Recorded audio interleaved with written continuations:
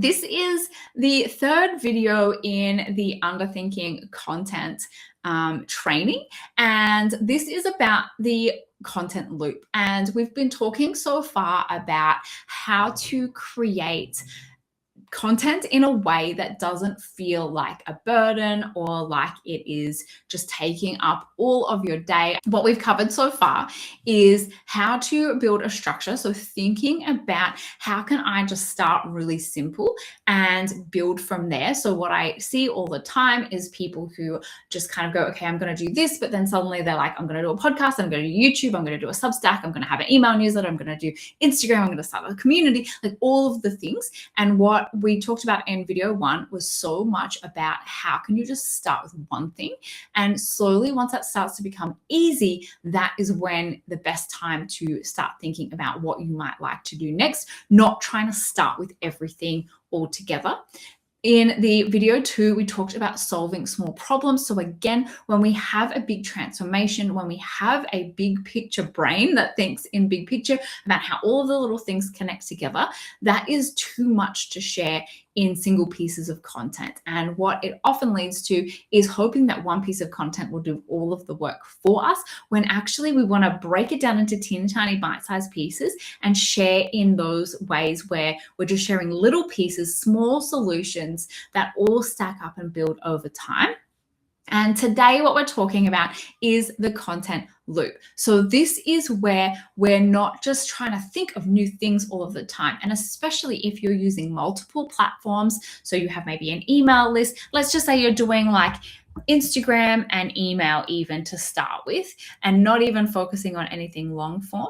Instead of thinking, oh, I have to write something for my newsletter today, oh, and I have to remember to post again this week, what we're doing is we're taking one idea and having different ways to use that one idea so that it actually makes it easier for you to create content. But what it does is it also continues to reinforce your main messaging with your audience. When they start to see you saying the same thing over and over again in different ways, it really reinforces what it is that you're about, and it helps them to understand better versus trying to think of new things to talk about every single week. If you have been with me for a while, you know that I have been talking about things like content repurposing and checking in with your energy, making sure that you know what your activities or your recurring tasks are that you need to do every day, every week, month in your business, and starting to build systems around that to support you is the thing that I have been talking about for literally years. And when I first started the content ecosystem, that was my first low ticket offer that I created back in 2020. And I have literally been talking about repurposing content and documenting your journey for 6+ years. It's just that your message will evolve. The way that you talk about it might change over time. And so that is what we're really going to talk about today. And I'm going to share with you how to actually 5 steps to actually take your idea and turn it into different angles and different pieces of content. So the exhausting way is new idea, new post, repeat. Even if you're just focusing on one platform, so let's say Instagram, and you are trying to post 3 to 5 times a week, perhaps you may not be doing that much, but anything less than 3 posts is kind of like 1 post a week is sort of like not really doing that much. So if you're then going, okay, I need to think of 3 different posts a week, and then I want to send an email to my list, that's 4 different ideas of what I need to talk about, you're always starting from scratch, and you're literally just kind of jumping all over the place trying to think of new things to talk about. This is also draining the creative well, because you're not focused on one singular focus. You're literally trying to pull all of your different ideas into separate pieces of content every single week. You get to the next week and then you're like, oh my gosh, I have to start all over again. The loop idea, or the content ecosystem idea, is that you actually have one core idea, and then you then break that down into how are different ways that I can talk about that. In this post, I actually showed you yesterday in my little behind the scenes how I'm doing this with the transcript of my video or podcast episode and a few prompts in Claude that is actually taking my words from the episode and helping me to just create all of it in one go. But what it is it's I only have to think of one idea a week. And even then, I'm actually like, this series is one idea that has been broken into 4 videos that then has other content that comes from it that gets shared elsewhere as well. So it's even more than that. And really, you want to have like 3 to 5 main ideas that are part of your bigger transformation, because you don't necessarily want to be talking about 100 things. How can they all, like everything that you talk about, every idea, every piece of content, all be leading back to your main offer? And one of the easiest ways to do this is to actually sit down. I learned this from Laurel Portier. She has an amazing training in her $7 membership that is, take your core offer and break it down into 3 to 5 steps or milestones. What is that? Like, what does that look like when you're working with your people? And then what are like the broken down pieces of that? So what is the methodology you use for each step? And then what is the resource, or what are the mini steps within that? And you can literally create endless content from that. So you don't want to be talking about 50 different things at the same time. And if you're like, oh, but I'm multi-passionate, because I always get this when I say this. If you're multi-passionate, that is fine. How can everything that you talk about still be leading back to your main message and your main offer? So this creates for you one core idea that you come up with, whether it's once a week or even once a month, that your whole focus revolves around. For those of you, there's a few of you here I know who have communities where you have one live event each month that your community or your membership revolves around, and you pick a theme for that. If I was you, I would go, that's my theme for my monthly event. All of my content around that month is going to lead back to the theme of that event. And every call to action is come and join the group and check it out for yourself. So that then creates within itself this huge ecosystem, because from those 4 pillar pieces of content, whether they're emails, whether they're YouTube videos, podcast episodes, Substack posts, whatever that might be, they then get broken up into your social media content, your email content, etc. And then everything is leading back to the one thing, and that one thing is your offer, your main thing that you're focusing on. It's the same idea or same ideas expressed differently with different ways of talking about it. So I can take an interview or a piece of content that I create, because I will have maybe 3 to 5 steps or examples within each video or within each episode, and you can actually create different kind of content that's going to appeal to different people. And that is always going to be favored by the social media algorithm, because they've all shifted to that TikTok kind of interest-based algorithm. So for example, my podcast episode from last week with my friend Kylie, we talked in that episode about school, we talked about community building, we talked about email, and she shared some really amazing kind of practical tips. We talked about like the struggle of business and what people kind of have expectations for what it should look like. We talked about a bunch of different things across like a 35-40 minute episode, which meant that I could pull so many different angles from that one episode to share in different ways that might appeal to different people. So the reel that I shared, I'm just actually can probably bring that up. The reel that I shared was a really good tip that she shared about what she is doing with her email list. So this was a tip about email. This was a conversation about business expectations. I did some stories yesterday. It was like, have you checked out this episode? We talked about how to build your audience and your community without social media. So that's 3 different angles from one place. So that's kind of what I mean when I talk about that. One core idea, and then the same idea or the same one piece of content that then gives you different things to talk about in your other content throughout the week. And you can always come back and revisit it as well. And the compound effect of that is your best ideas deserve to be heard more than once. Different people will see different versions. The ones who saw it before might see it differently now. Or the thing about continuing to promote our main piece of content throughout the week is that we cannot expect that people are going to see every single thing. I know for myself, my behavior, I mean, apart from the fact you rarely see people's content that you actually follow on social media these days. And so that's why stories are really important for your existing audience.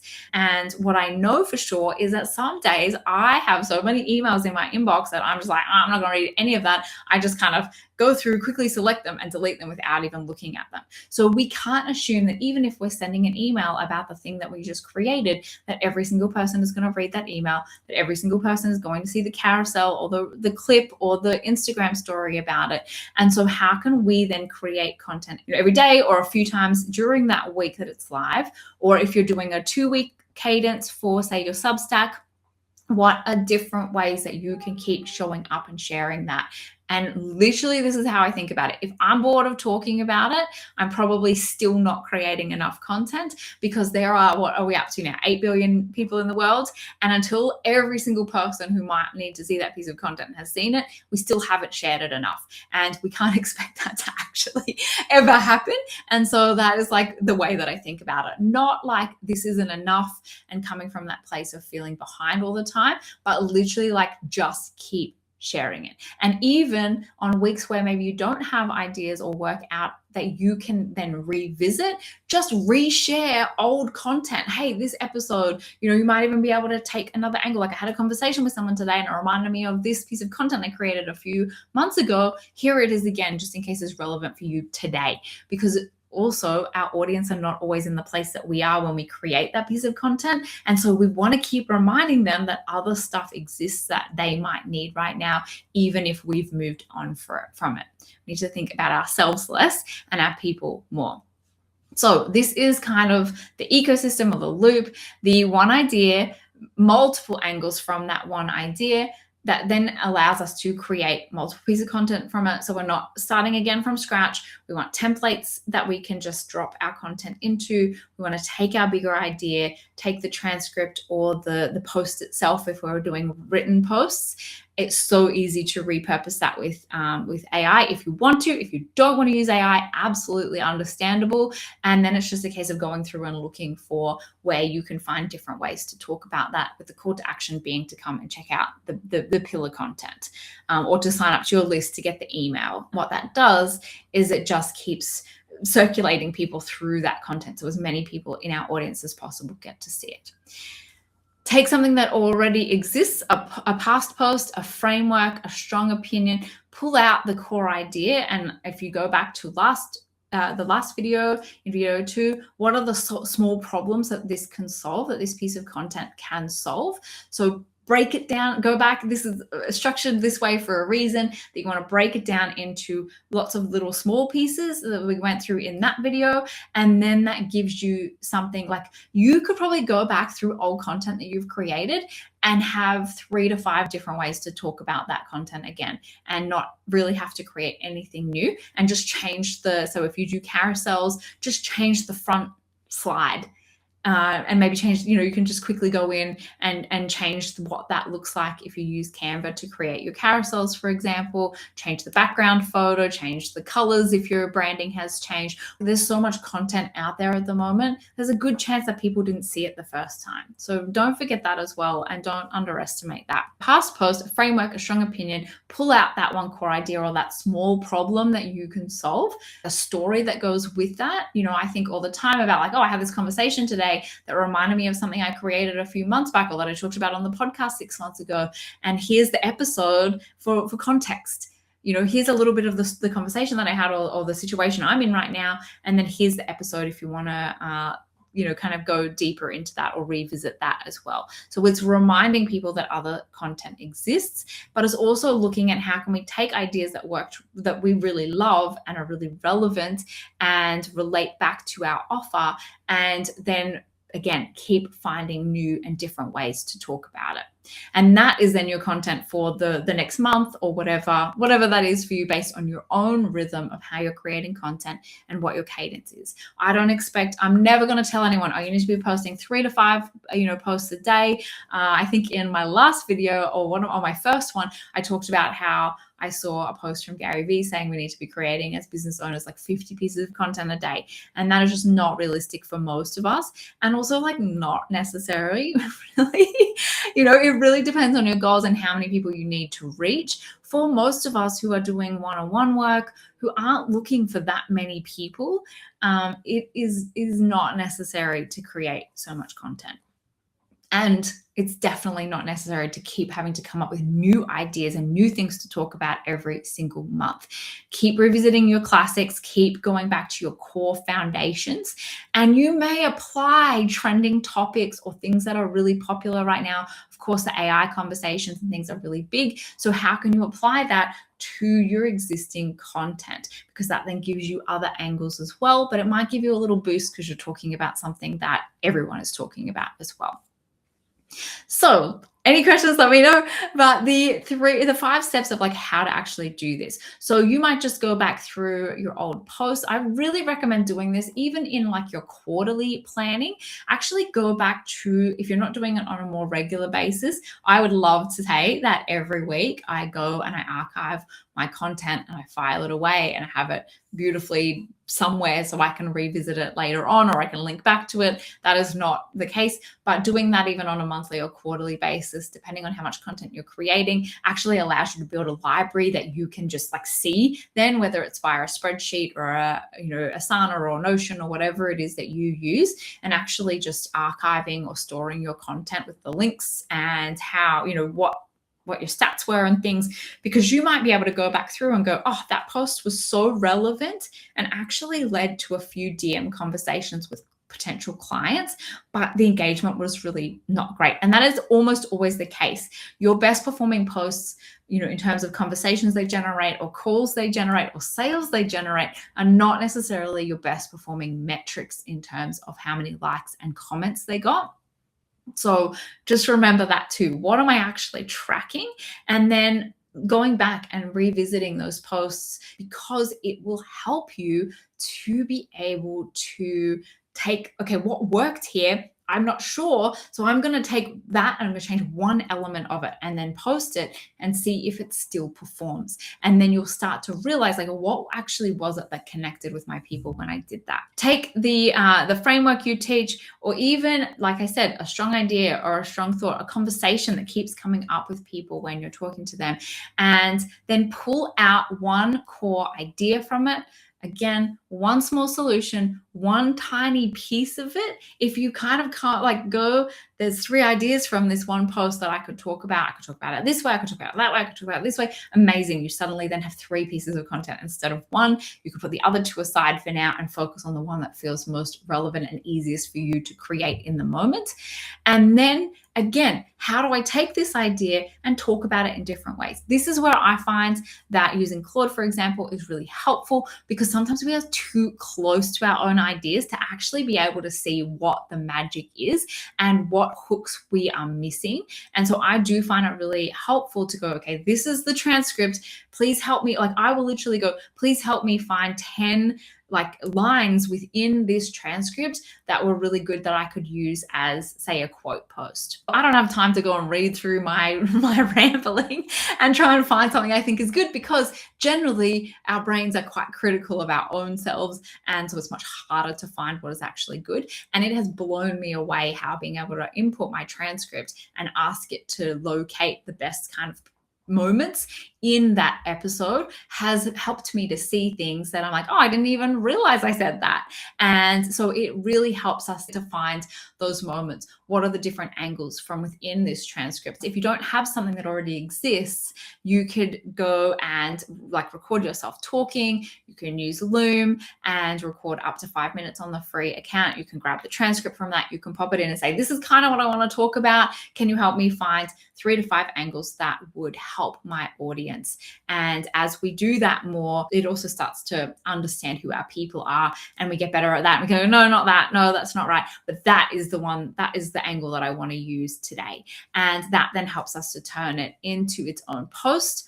Do not try to include all the angles in one piece. Each one earns its own moment. The only time that I would say to do this, where you do recap everything, is when you're doing a recap post. So you might say, this past month, I've been doing a series called Underthinking Content. And, here are the 4 phases of that I talked about. Comment this if you want the link to the whole thing, or like, here are the 4 things, comment which one you need right now. And so you then create an additional piece of content where you are doing a recap. If you have a blog still, it's really good for SEO to actually have those every now and again. They're like big super posts where you actually refer back to and kind of consolidate your content in more of like an informational post that then directs them, like, to those other pieces. So definitely don't take this as gospel of like, you have to do it this way, but really think about how you can get creative about sharing your ideas more. And then share them over time, not all at once. Space them out across days or weeks. Your audience is not tracking your content as closely as you are. So I even find that I start to do this too, where I'm posting every day about, again, different pieces of content relating back to my main pillar content for the week, and thinking like, oh my gosh, I've been talking about, underthinking content for weeks now, literally. And like, are people going to be bored of that? But when we're thinking of different ways to talk about it, we're actually allowing for it to hit people in different places based on where they're at right now. It is not up to us to decide what it is that people need or want, or what's going to resonate with them. Is actually information gathering for which direction we go next with that, based on what was the one that people commented more about. What was the one that got the most views? Okay, interesting. What was it about that one that people were more interested in than the other ones? And that gives us information about what we do with that next. And in practice, as I have said, this video series is one example of this loop. One core idea, underthinking content, that I then was able to split out. And I could have made this like a 10-part series, but I'm just touching on these 4 angles, or these 4 pieces of the underthinking content kind of concept, expressed across 4 different angles. And then within that, kind of creating 5+ ideas and pieces of content that it can then be shared and distributed across other platforms like Instagram, for example, so that it then created for me over a month's worth of content. And so that is, that is what happened with this. You could go back, like I said, take your old post, whatever you've kind of found back here, your old idea, a post that you've written before, something that you put time and energy into, and you maybe didn't promote it or share it as much as you could have. You go, oh, I don't have time to create a whole new video this week. I've got other stuff on, but I didn't really promote this video or share it enough from 3 weeks ago. I'm going to go back now and I'm going to turn that, and then see, like, take the transcript from it and then see how you can turn that into other angles. Again, using AI, or just going through it quickly yourself and pulling out pieces that you think you could turn into different things. Take your old post that didn't land, just rewrite the hook, just change the colors, just use a different photo behind it. And I'll show you an example of how you can do this. Like, say you go, this is the piece of content, it did okay, but I might change the image and I might turn it into a post that looks more like this, and see if that changes what response it gets and how people comment and engage with the piece of content. This one's like much more structured. It's much more broken down into like specific, it's more educational piece of content. This one is more kind of documenting and talking about like the things that I see that people really struggle with. It's kind of more mindset related. So again, like, we can then take it and go, okay, maybe I'll turn it into this kind of post. Maybe I'll talk about it instead of it being a written carousel, and I'm just going to do a 30-second video about it instead, and see if that lands with people. So we can always repurpose that content and do different things with it as well. So the reflection prompt for this video, because I always like to leave you with something, find one piece of content you've already created, a post that performed okay, or it did really, really well, and then you just kind of moved on to the next thing. If you have a video that did well, better than your other videos or your podcast episodes. I have one that has 100 times more listeners than any of my other videos. It just blew up, and it was about January, start of the year. So I need to like go back and revisit that and figure out why did that do so much better than every single other episode that I've posted, and go back to that and look at what you could take from that and then put into something new, and then send people back to it. So it did well, and then you can send people back to it even later on, because again, just because it might be a post from 6 months ago, it will still be new for some people, and you can still send people to it now, and it might be exactly what they need right now. You do not have a shortage of ideas. You have a shortage of permission to use the same idea more than once. That is the only thing the loop gives you: permission, right? If you need it, if you're like, oh, people are going to get bored of me talking about the same thing. They're not. Just because you're bored of it, because you're in it, you're like right with it all the time, does not mean that your people have seen it enough. That repetition to be able to realize that this is what they need to do, or this is what the next step is, or that they can take action on this today. The more that you keep showing up and having, even if you're not a consistent person and you're not showing up the same day at a time every single day and doing things exactly the same way, consistency of talking about the main core pieces that are your transformation or are what you can really help people with will build trust with them, will eventually, you'll say something in the right way that they just really needed to hear, and they might have been following you for 6 months, but the way that you said it today is maybe the thing that just made it click for them. And when we're jumping around and talking about a million different things, we never build that kind of compounding effect with our audience. And it's fine when we're testing and we're trying to figure out what that might be. But the more that we can kind of show up and talk about one idea in a lot of different ways, the better we're going to be able to really build that compounding effect with our people, that they then realize like, oh my gosh, I get what you're saying. It has just finally clicked for me. So please let me know if you do this, if you try it, if you go back and you repurpose a piece of content that you have already created and just find a different way to share it. Maybe it's a different format, a different hook that you use, or you just like change around the foundation of the post, but you basically take the same piece of content and either repurpose it, reshare it, like literally if it was from a year ago, guess what, nobody will remember. Reshare it and even see if that does something different, and it means that that's one less thing that you have to create from scratch. Please let me know how you go, and yeah, let's talk about it in the group as well.